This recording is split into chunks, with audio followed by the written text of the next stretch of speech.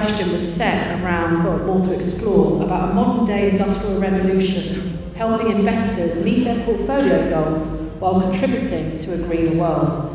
So I'd like to hand over to my panel to introduce yourselves. Thank you, Corrine. My name is Julia Manning. I'm a Senior Environmental Advisor at European Bank for Reconstruction and Development. Thank you. Hello, I'm Belinda Adey. I'm a partner at Marsoft Incorporated. We are a shipping consulting company who have for 40 years advised ship owners, charterers and shipping banks on their investment and strategic chartering and financing decisions, but recently have focused on decarbonisation support for our clients. Hi, all of you. My name is Courtney Lawrence. I am Director of Financial Advisory at the Nature Conservancy, and we advise governments on funding mechanisms for facilitating the energy transition. Fantastic. So this afternoon's panel discussion is not just a kind of series of questions. Really, we're going to try to have a discussion building on one another's experience and insights for you today. So I'll start with the first question, and I'll put it to you, Julia. How have you seen investment considerations shift in light of the transition to alternative energy? Well, I would summarize it in one word. I would say that they have shifted dramatically. But I will speak from my own experience, obviously. So I'm representing a development bank, European Bank for Reconstruction and Development. For those of you who are not familiar, and you probably are not because we're not very known in the UK, even though we're headquartered here in London, next door at Canary Wharf.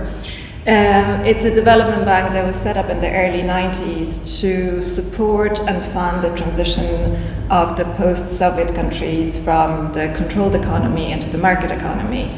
And the idea was that it would probably work for about 20 years and it would finish its work and, be closed down and everything.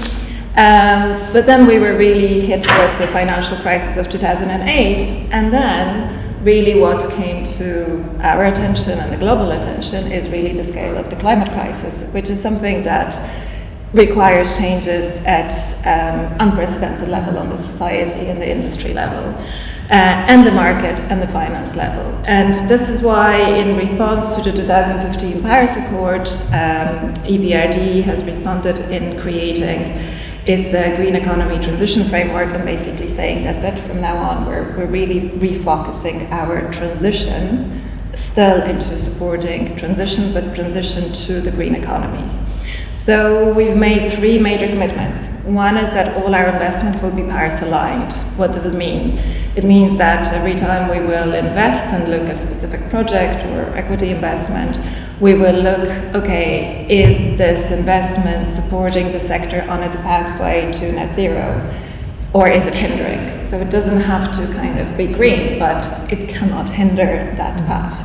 So that's Paris alignment. Another one is that more than 50% of our annual investment volume will be green. So this is specifically supporting, this is specifically looking for the way that we can enhance in all of the sectors where we work that transition. And then the third one, which is because we're a bank, we need to look at the risks. So we would also basically assess and publish our risks in line with the Task Force on Climate-Related Financial Disclosures principles. And so on this, why did I say dramatically? We've reached that target of over 50% very quickly in 2001, even though we set that target for 2025. We will continue doing it. We're expanding into sub-Saharan Africa, where it will be more difficult at the beginning, but we're fully staying on course with this target.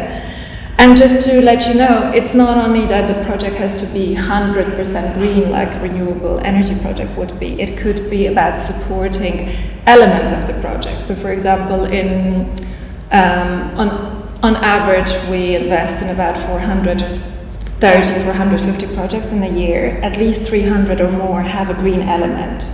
So this is how we've shifted. And since here today we're kind of focusing on the maritime transport, I'll say how we've specifically supported decarbonization of the maritime transport. So we very strongly invest in land infrastructure supporting the maritime transport and port construction, expansions, electrification, port upgrades for handling, storing and bunkering of green fuel, cold ironing, green methanol production, innovative decarbonization technologies on the R&D side, and climate adaptation in ports. But we also support companies with ship acquisition and upgrades, or with acquisition of electric vessels for the shore sea shipping. I'll hand over to my colleagues. Thank you. Thank you. It's a really exciting list of changes that are taking place, isn't it? I'll be looking forward to hearing some more. Belinda. Thanks, Corinne. Very interesting, Julia. Thank you. Totally different take, really, on this. If we're talking about the maritime industries, and most of my clients, Marsoft's clients, are in the deep sea industries, ocean shipping. And I have to say that for maritime, this is a massive challenge, that the shift to alternative energy is not an easy one, and it is moving pretty slowly. We have not really seen a clear direction from the IMO. It's difficult for the IMO, of course, to reach consensus on these things, and they have made progress, but we haven't seen a clear direction on the fuel of the future. We also really could do with support from governments and from other industries as well as maritime, because it will take such a lot to really invest in the new fuels. So subsequently, we've got a range of very, very expensive biofuels. We've got obviously methanol, ammonia, etc., all of which are very expensive, and the supply is not available in bulk of locations. So only the very, very top ship owners like Maersk and the top liner companies, well-funded companies, there are of course some who can afford to invest in green methanol new buildings, they have done so, but for the bulk of ship owners, this is just not an option. So this is the problem we're left with. So for maritime, we've actually seen a little bit of a step back recently, because we've seen Maersk actually turn a little bit away from green methanol and going back to LNG. And that's other companies doing the same, ordering ships that are LNG powered, which of course is a fossil fuel. And only the very top companies are able to focus on bio-LNG, which is totally sustainable. So we're back to a problem of speed and how this transition is going to pan out. So we would say that the best solution for the next 3 to 5 years, which is the transition period over which time, with any luck, these investments into new fuels will come to fruition, that the best alternative for ship owners is to prolong the life of their vessels, extend vessel life, and improve performance via retrofits. Interesting. Thank you, Courtney. Actually, I'd love to build on what Belinda you've said. I'm curious, because as a financial advisor, I've worked on international public offerings, initial public offerings, IPOs, and other bond issuances.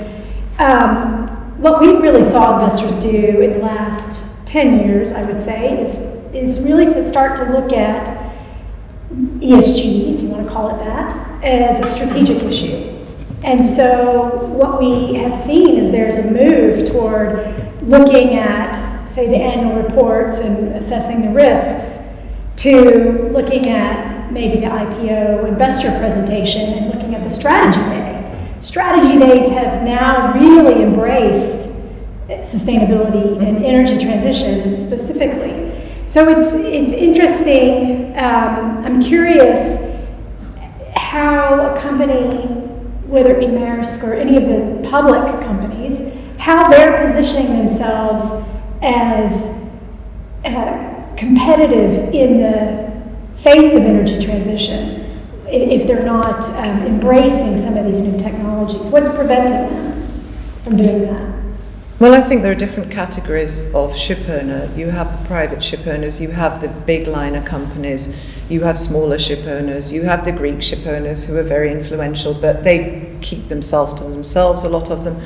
And I think shipping has always been a little bit scared of being the first mover. So if you see the big giants move ahead, then that gives you a signal, like with scrubbers, they say, oh, well, so-and-so's doing it. maybe we'll do it. But I think in this case it purely is a function of the finance, because they're just, for most ship owners it's just not an option to order ships with new fuels. It's just, they just haven't got the funds to do it.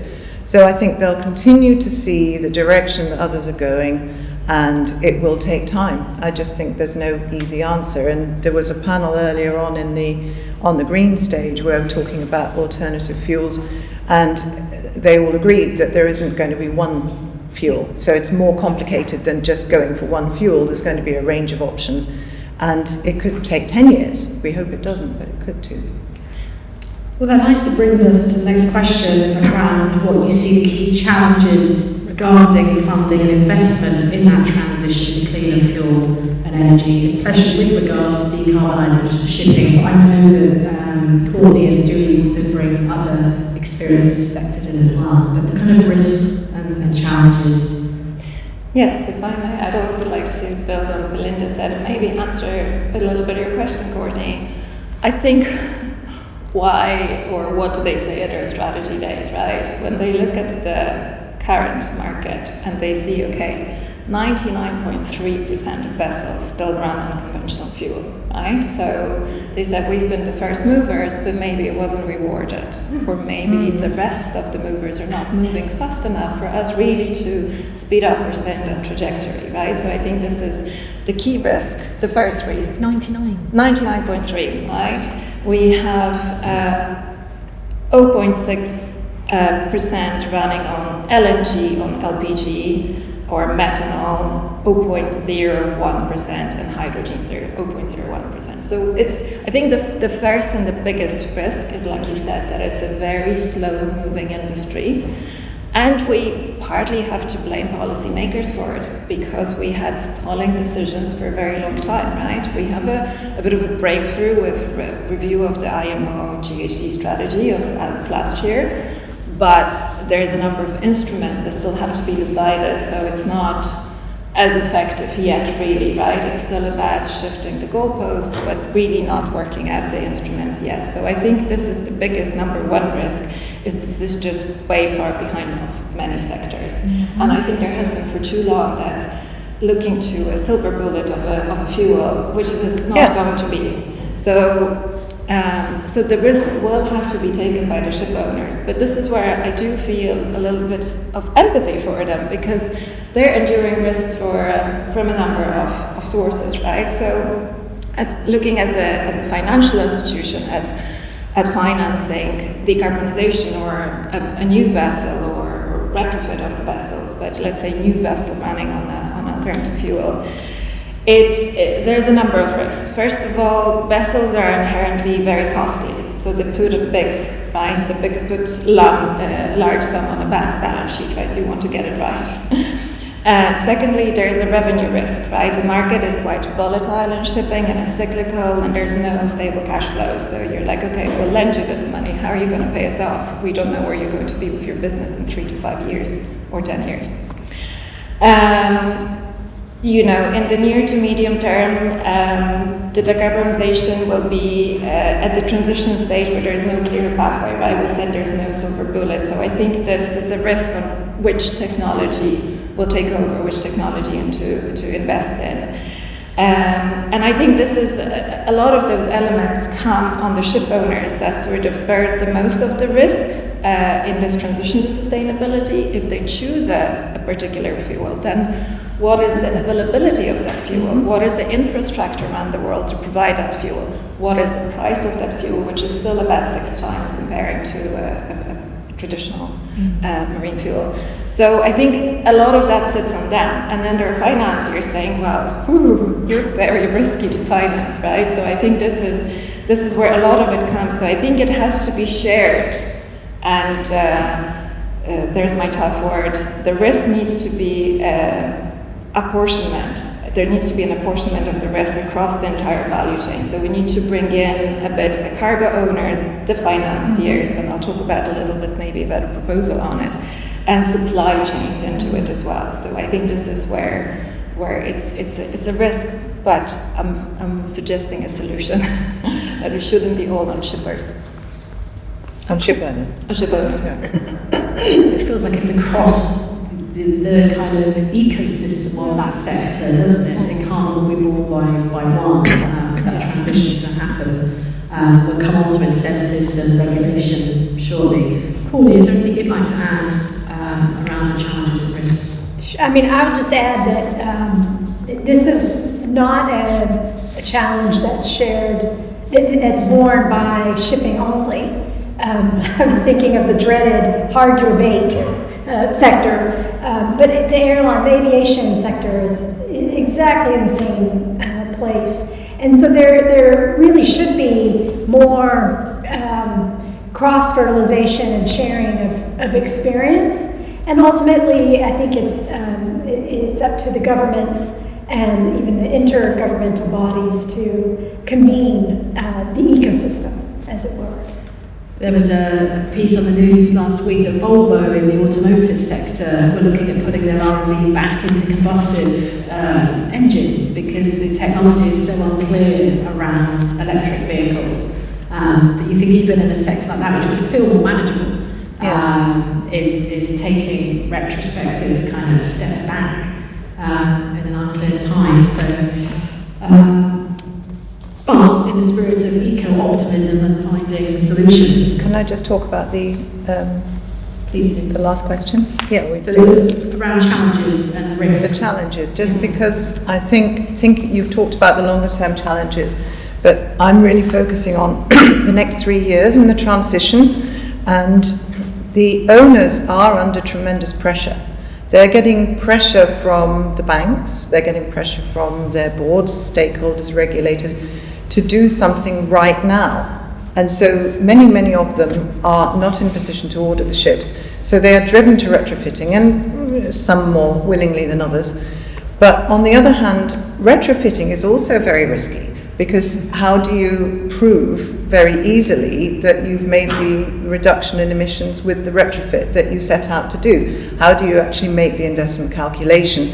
And many of the technical teams that we speak to have said how difficult it is for them, because they 1%, what is the real saving? So I could talk a little bit about the project that we have underway called Green Screen, and we built on a methodology that had already been put into practice some years ago, and to originate carbon credits in shipping for retrofits. And what we've done, we got together with the MITC Grant Design Laboratory to design a model which was capable of anticipating in an accurate fashion the emissions reduction from a retrofit or a combination of retrofits.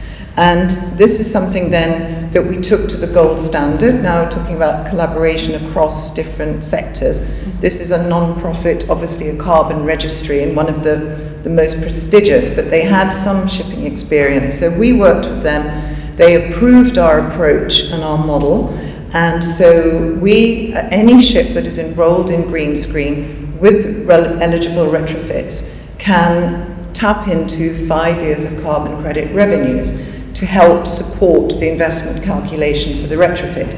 And it's not going to be as much money as the fuel saving itself, but it's a little bit of something to help the owner as they make that calculation, and it can increase payback or reduce payback times.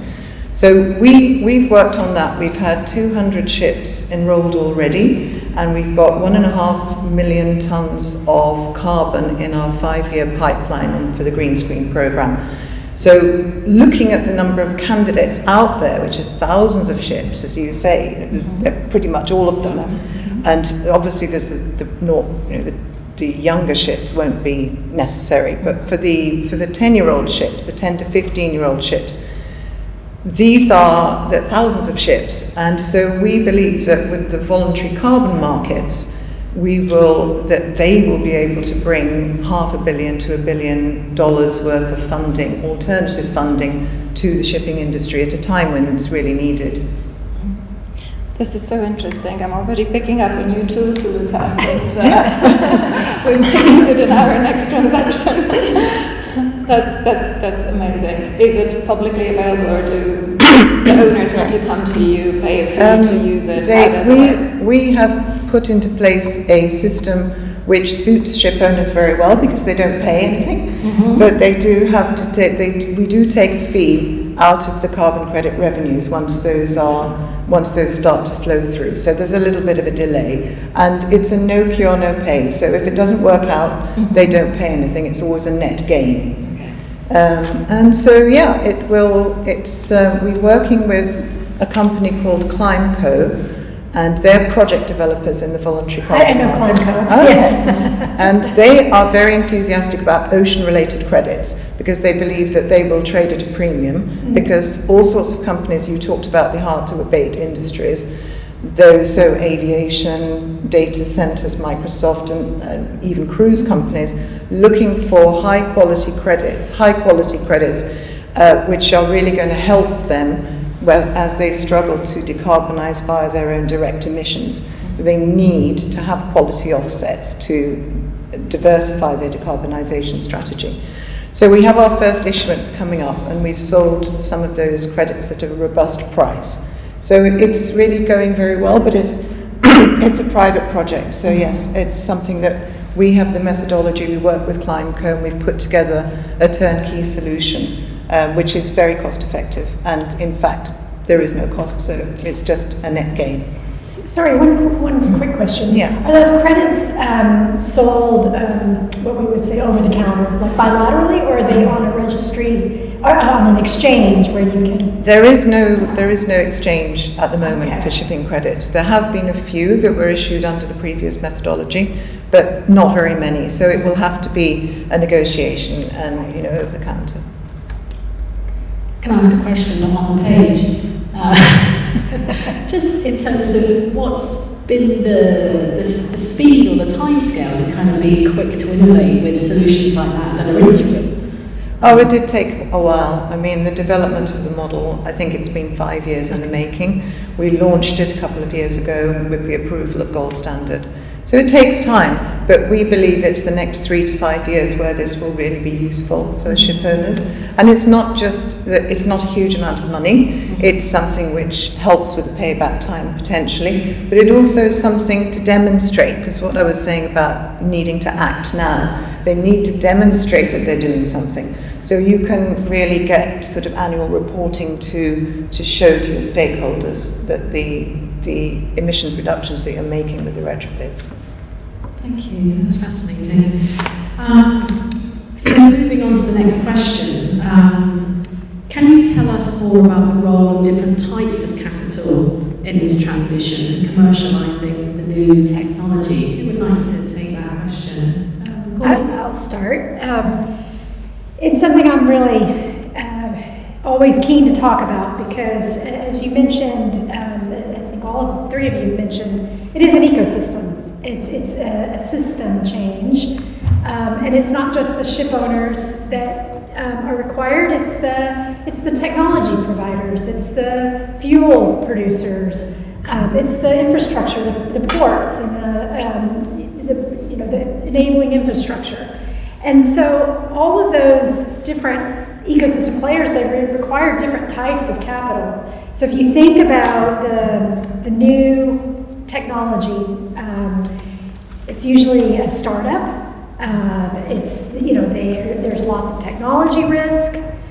Maybe it's not totally commercialized yet. Those startups are almost always funded by venture capital, and it's a type of equity. The equity returns, it's a very high cost of capital because of that risk.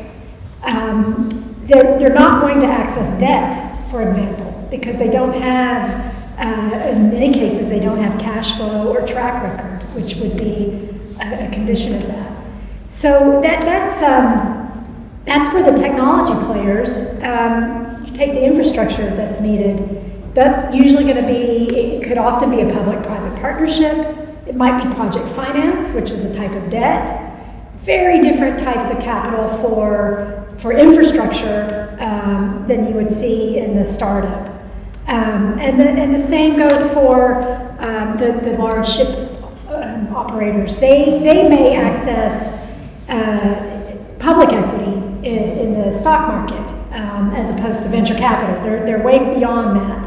Well, one thing that I found very interesting, though, is that many of the ship owners have corporate venture capital funds in which they've set up a separate venture capital fund specifically for strategic investment. They're the only limited partner, and they invest across technologies that they hope to grow and benefit their business in the future. So that's just one way to look at the different types of capital that are going to be needed. That's probably more accessible to the large players, right? Like it's a very fragmented sector as well. So we have a lot of large players, but then we have a lot of very small players, and particularly in emerging and developing markets, right, where it would be so difficult for them. So this is where an institution like mine comes in, a development bank, where we do understand that exactly the risking is an important element in supporting with a different kind of fund. So I think what we look at often is providing a combination of debt and equity to support them, but something also what we call blended finance. So it's particularly available to development banks because it's a combination basically of a finance provided by a donor and then a capital provided by the bank on commercial basis, right, on sound banking principles. So why is it so important? Because I think it's important really to support the kind of early players and to support crystallization of the projects and creating the pipeline of projects in the future, on one hand. On the other hand, it's important to kind of after the development banks come in and do a few of those transactions, maybe work with policymakers in the country on, even clarifying, explaining some of the language related to it, to basically make it a bit more accessible then to the private financiers to come in and pick up those projects. So we do quite a lot of it, of the blended finance. It's really had an uptick recently at the BRD. I think last year over 40% of our projects, across all the sectors, not only maritime, had benefited from this blended or concessional finance, as we would call it. We work with a variety of donors on it, so we work with the GCF Green Climate Fund, GF Global Environmental Facility, Climate Investment Funds, EU are a massive donor for us, and other individual countries which through us, use us as an agency for their development targets, right, across the sectors and including maritime. And then basically we blended by deploying this our capital on a commercial basis and adding this element which could be a grant, which could be a concessional debt, or could be a guarantee. So this is one of the forms. And maybe in this context, I'd like to mention something we've just, I've worked on for last 2 years, and it really launched last year and is operational now, which is a blended finance instrument, which I think is a specific application, in this case called Blue Mediterranean Partnership. So this is a blended finance instrument aimed wider at blue economy sectors, but maritime is very strongly pronounced there. We formed it together with the European Investment Bank, European Union, DG MAR and DG NIR, and with the Union for Mediterranean, which is our political broker. And the idea is really to support the countries. At the moment we have 3 beneficiary countries, Egypt, Jordan and Morocco, and basically providing that blended finance into the sustainable blue economy sector. So we're very happy that actually, as of this year, it became operational, so it started providing that type of financing. I don't have a shipping project there yet, but I have no doubt that we will, and particularly these are all countries that have strong maritime connections, so I'm sure we will have that. Maybe someone in our virtual audience might like to take advantage. Absolutely. If they have specific projects in Egypt, Jordan, and Morocco, I'm happy to talk.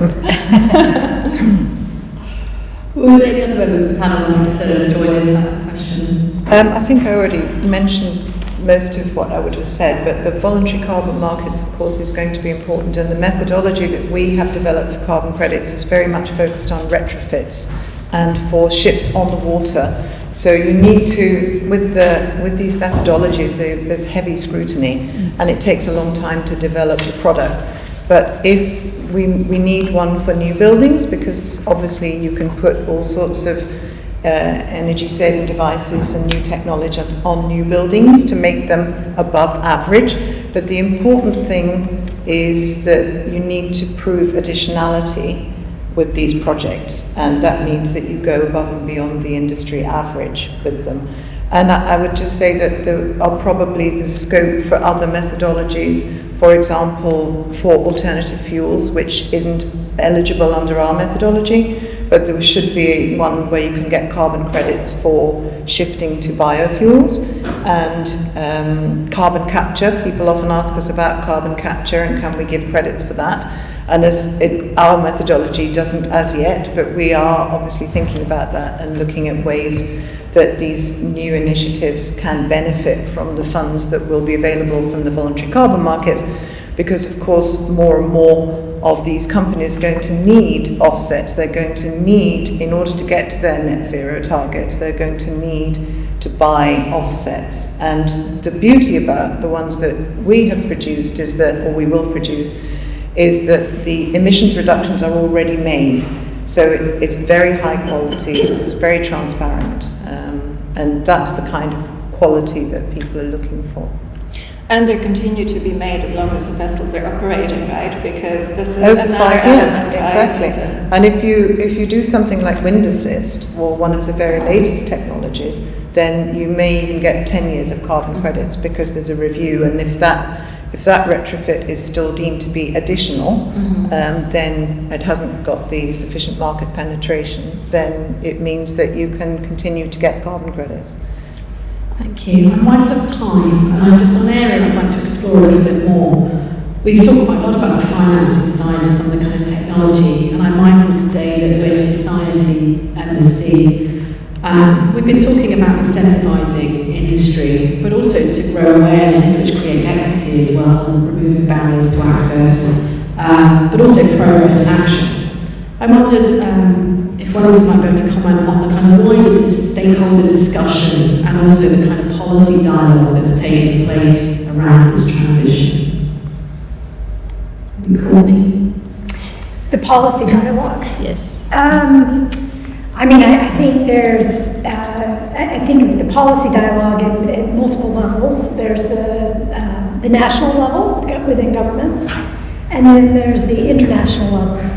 And then I think you could also look maybe at a third policy dialogue, which would be more of the voluntary initiatives that we've seen. And, you know, when I think about the benefits of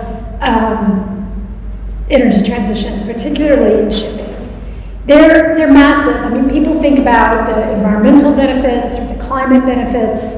I think we've mentioned health in previous discussions, but one of the things that should get every policymaker's attention are the economic benefits. And the economic benefits really are massive because we keep coming back to this ecosystem. And it's really the jobs of the future. It's the technology providers. It's the shipbuilders. All of the ship owners and their employees. It's the biofuels. So I really see energy transition as an economic driver, and particularly one that is fit for the future. I agree with Courtney massively. I mean, I like doing my homework, so I have some numbers, right? To basically decarbonize the shipping, the estimated cost is over $3 trillion USD, right? So it's an opportunity. It's a cost, but it's an opportunity as well, right? It's an opportunity for specific countries, for specific sectors, for young people looking for employment in specific sectors, right? If you translate this, by 2030, that's 50 billion per year. I mean, we're not achieving it for sure, but it's also opportunities that are there. So I think that's very important to put it in that way, that the whole green transition is also an opportunity. But I agree that, basically to shift a policy dialogue is very important. And we talked about, again, the needs for investment. About 87% is on the land side, actually. Like, it's massive for the vessels on the water, but in terms of the fuels and the alternative fuels coming, it's all on the land side. And I think this is where countries have to make specific decisions, right? Again, I work with developing markets, with emerging markets, with developing countries. And I have a great example of Egypt. We worked with Egypt on their green hydrogen strategy that was put out in 2022.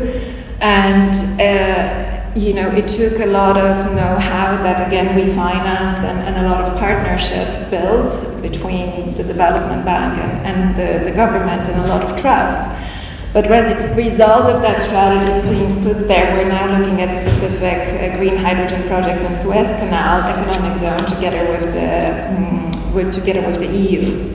But I just want to say what's needed, right? Why is the policy dialogue so important? So before you go and you finance a specific project providing green hydrogen, right, which can be a way of storing energy, but also could be a potential fuel or can provide future fuels.